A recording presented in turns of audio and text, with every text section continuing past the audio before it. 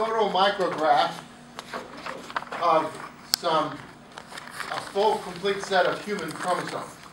They've been stained to bring out sequential patterns of genes and things. But a trained technician can actually extract the chromosomes from a cell and sort them out like this, because they can identify which one is chromosome number 1, which one is chromosome number 2, etc., etc. And as you can see, there is a pair of each of these chromosomes. There are only 23 different kinds of chromosomes, well actually 24 with the sex chromosomes, but 23 pairs of chromosomes, which means that as an individual, all of your cells have 2 complete sets of human DNA, not one.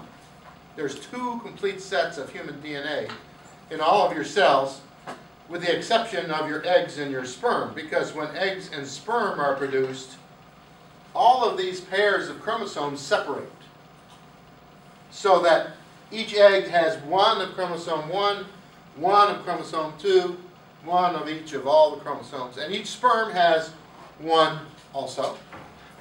So each sperm and each egg has 23, 1 complete set of DNA. And then when a sperm fertilizes an egg, the DNA from the sperm combines with the DNA from the egg to create a cell now that has 46 chromosomes. Then through a process of mitosis, normal cell division, all of those chromosomes get copied and sent to the next pair of cells. So through embryological development, all 46 chromosomes are transmitted to each new cell that's produced. So all your cells have the same DNA, and all of your cells have 1/2 of each of your parents' chromosomes. They have 2 sets, they gave you 1 of their sets. You follow that idea? So you have 1/2 of your parents' DNA, each parent, combining to create your DNA. So your DNA is different than either parent, but it's 1/2 of either one of your parents as well. All these chromosomes are therefore called homologous chromosomes, and we don't have to worry about that term right now, we're going to do that later. But they are chromosomes with the same gene sequences. In other words, if you were to map the genes on this chromosome, the sequence would be identical. All chromosome number 5s have the same sequence of genes. So if the gene for eye color is here, it's always going to be there on chromosome number 4, on all chromosome number 4s. That's why you can do DNA fingerprinting, because each and every one of your cells has the same identical chromosomes. The only one that doesn't have a matched pair is in males. If this is a male, apparently, because it has 1 X and 1 Y chromosome. If this was a female, there would be 2 X chromosomes. So females have 23 sets of homologous chromosomes. In other words, all of their chromosome pairs have identical twins next to them. But not so in males. Males only have 22 identical pairs, and the last pair, the sex chromosomes, the Y chromosome has no genes on it that are found on the X chromosome, and the X chromosome has no genes that are found on the Y chromosome. So these are different. You follow that idea. So you can tell, this is called a human karyotype. A karyotype is a physical display of the actual chromosomes. You can tell in this karyotype that this is a male because there's a Y chromosome. So the Y chromosome can only come from a male. In other words, my Y chromosome had to have come from my father, because if you look at egg and sperm production, all eggs have 23 chromosomes, and all eggs have 1 X chromosome. Okay, because each pair of chromosomes separates. All sperm have 23 chromosomes, but half the sperm have the X chromosome and half the sperm have the Y chromosome. So if the Y chromosome fertilizes an egg, it'll be a male. And if the X sperm fertilizes an egg, it'll be a female. Showing once again that men make all the important decisions. Not. You better be careful. It's just nature. I mean, I There's can't only help two in here. You better watch it. There's only two in here. Don't do it. But there are an equal number of X and Y sperm. However, there's about a 51 to 49% birth rate. Females, 51%, males about 49%, because the Y chromosome is not quite as fit as the X chromosome. It's hard for me to say that. Yeah, that's why he's so jacked up. But the other thing is, if you're doing family heritage genetically, this Y chromosome is identical to my father's and my grandfather's and my great-grandfather's and back and back and back and back, because that Y chromosome has been passed down directly from each father. So you can trace family lineage in males using the Y chromosome. There's DNA also in the mitochondria of cells. It's called mitochondrial DNA. And the mitochondrial DNA is passed from mother to daughter. And therefore, you can trace the female side of a family using mitochondrial DNA. And if you're interested and you have about $100 to spare, you can contact several organizations, but probably the most reliable one is the National Geographic Society. And if you go online and contact them for $100 or so, I can't remember exactly what it was, they'll send you a swab that you swab your cheek with and give them your DNA, and in a few weeks you'll get either an email or a letter back telling you, tracing your family history back 15, 20, 30,000 years based on the DNA libraries they have of fossils that they found viable DNA in. And they can trace your family history, male or female side, back in some cases 50,000 years. So it's kind of interesting if you're interested in that kind of thing. And that's how they do it between the mitochondrial DNA and the Y chromosome, which works quite well.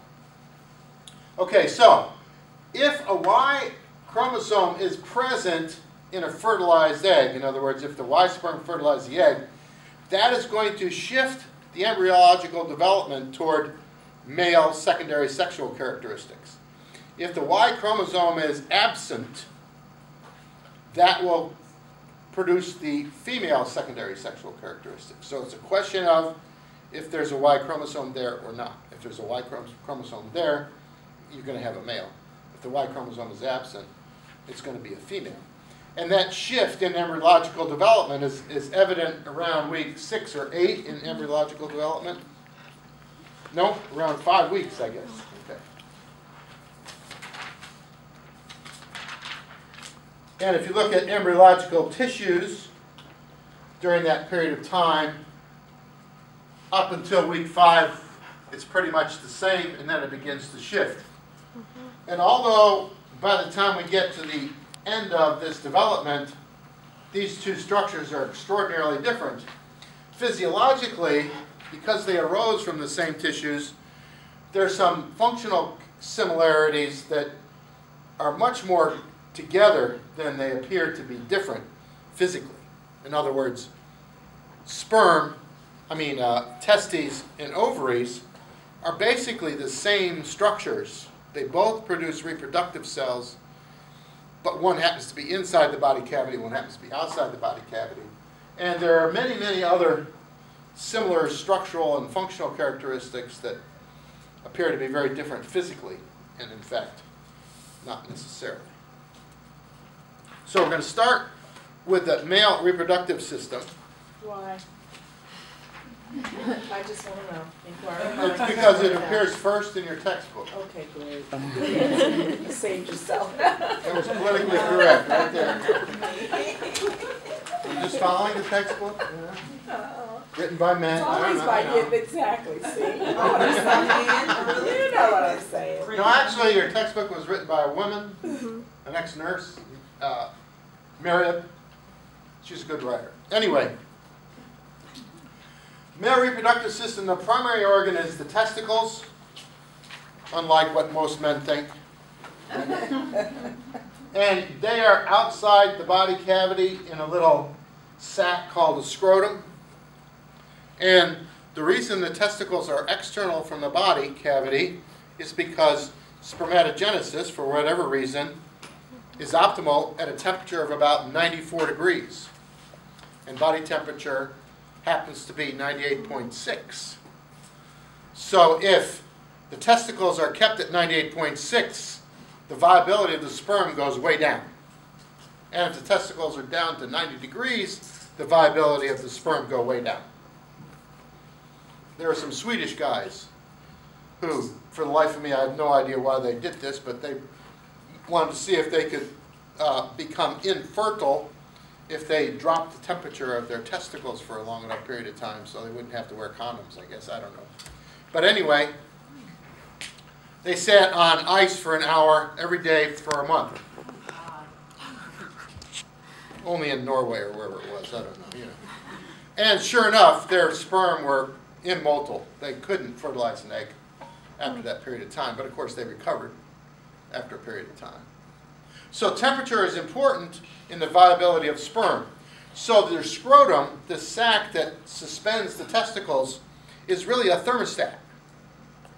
When it's cold outside, the scrotum contracts, holding the testicles closer to the body cavity, bringing the temperature back up towards 94. And when it's really hot outside, or you get in a hot tub or something like that, the scrotum relaxes and the testicles descend to try to reduce the temperature down to 94 degrees. So if you live in a very hot climate and you're a male and you wear tight underwear, you may have not very many motile sperm, you know, because of that. Because you're not letting the testicles do their job. But that's why they're external to the body cavity, and that's why they're in this scrotum, this sac, so that they can descend and contract to help regulate body temperature. The tube leading from that testes is called the vas deferens, and that's the path that the sperm take to find their way to the urethra so they can be ejaculated. Now, if we look inside a testicle, we see two major areas. One contains what are called the seminiferous tubules, and they're in little clusters or little individual tubes called lobules. And this is a sperm factory. This is where sperm are produced. When a boy reaches puberty, spermatogenesis begins, and it continues throughout the rest of his life. Although it tends to fall off as you get older. Viability of the sperm tends to diminish as you get older. Maximum sperm production is probably around age 18 to 21, you know, because it takes a while for this process to get established after puberty takes place. There's about 1,700 feet of lobules per testicle, and so that's 3,400 feet of these producing sperm, and it takes about 30 days to grow a sperm from the beginning to being a viable sperm. And most of that production occurs in these lobules. In between these lobules, interstitial, which is outside the cells, or outside these structures, are cells that produce the testosterone, dihydrotestosterone inhibin, the hormones that the testes produce. As the sperm mature, they move their way into the epididymis, which is this area here. And as they continue to travel through the epididymis, they continue to mature and mature and mature until they reach the beginning of the vas deferens, at which point they're mature and can be ejaculated. Sperm are produced at the rate, by age 18, of about 4,000 a second. If the sperm aren't ejaculated, then they'll simply be reabsorbed. If they are ejaculated, a normal sperm count can be reestablished in about a 24-hour period. So there's about a 24-hour period of time that it takes to get between 250 and 500 million at the rate of 4,000 a second. You can do the math and figure it out, but it's around 24 hours. So they're either ejaculated or reabsorbed, so they're constantly being replaced. You don't have to find a bunch of old sperm anywhere, you know. A sperm's life is a terrible thing, because if you're not ejaculated, you get basically broken down. If you are ejaculated, you get thrust into this vaginal cavity that's very, very acidic. It's like jumping into an acid bath. Then the immune system of the female starts attacking you. And if you find your way to the egg, okay, you find your way to the egg, you penetrate the egg, and the egg rips your head off, okay, and it takes your DNA. So you're dead one way or the other, you know. So it's a terrible life. Okay. Epididymis, ductus deferens. Ductus deferens and vas deferens mean the same thing. Some of those terms are used interchangeably. So that's the function of the sperm. Produces hormones, testicles, produces hormones and produces sperm. Now, let's take a look at a sperm for a minute. Sperm are extraordinarily small cells. The amount of fluid that's ejaculated is only between 2 and 5 milliliters, and there's 500 million sperm in that, and only about 20% of that fluid is sperm. So that's a very small cell. If you look at sperm in the lab, a sperm slide in the lab, you have to get almost to 1,000 magnifications to be able to see it very clearly, because they're really tiny. The head of the sperm contains the DNA. The neck of the sperm contains mitochondria to produce energy necessary for the flagella, the tail of the sperm, to propel the sperm toward the egg. There's a little cap at the top of the head of the sperm called the acrosome, and that contains an enzyme that plays a very critical role in fertilization. If a sperm ever makes it to an egg, and of course the chances are very slim, when a sperm first sees the egg, it looks like the moon. That's how big it is, you know. This is a little tiny sperm, and there's this huge cell there, and it's going, oh my God, look at that, you know. Anyway,